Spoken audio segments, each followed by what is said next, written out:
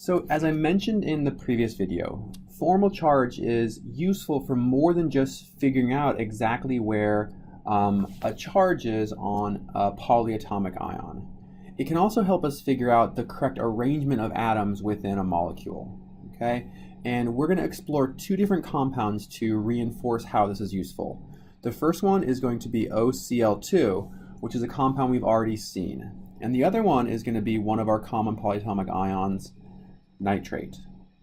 Okay, so OCl2 we talked about when we first introduced how to draw Lewis structures, right? And based on our understanding of the arrangement of atoms through electronegativity, we would expect chlorine to be a central atom because chlorine is less electronegative than oxygen.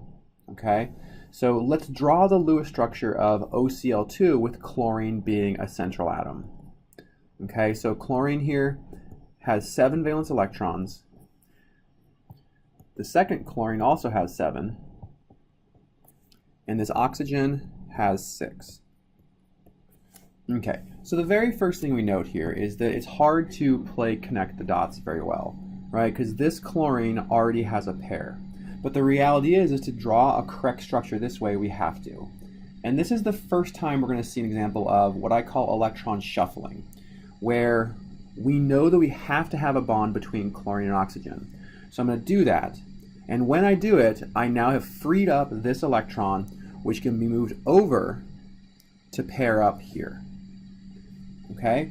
So let's redraw this structure with the new atom electron arrangement. Okay? So based on our understanding of the octet rule, this structure is acceptable. So this chlorine has 8 valence electrons. The central chlorine has 8 valence electrons, and my terminal oxygen has 8 valence electrons. However, this is not the correct Lewis structure of OCl2. And the reason for that is formal charge. Okay? So if we assign formal charge to each atom here, okay, chlorine should have 7. We see here we have 2, 4, 6, 7. So this chlorine has 0 formal charge. The central chlorine should have 7. We have 2, 4, 5, 6.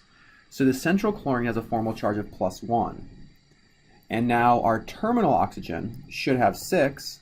We have 2, 4, 6, 7. So this gives us a formal charge of -1. So this chlorine atom has a formal charge of +1, and this terminal oxygen has a formal charge of -1. Okay?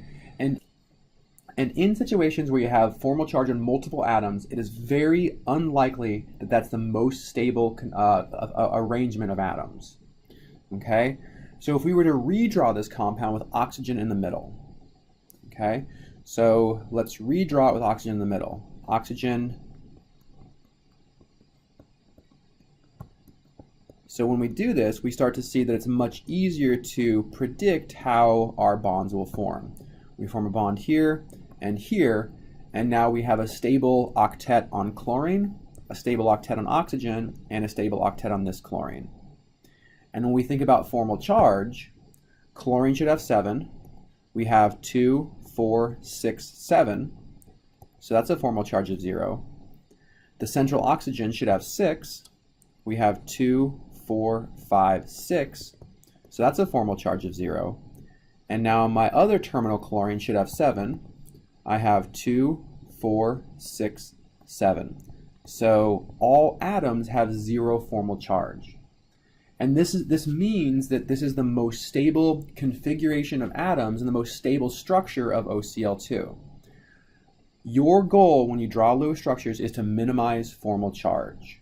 Okay, you have to minimize formal charge if you can.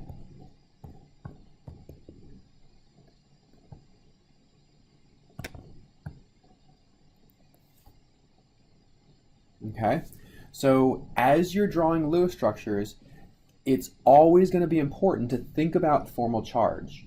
If you're unsure about how to arrange atoms, just try a couple different configurations of atoms, and if you have not minimized formal charge, think again. there are very few cases where having formal charge on multiple atoms is actually stable.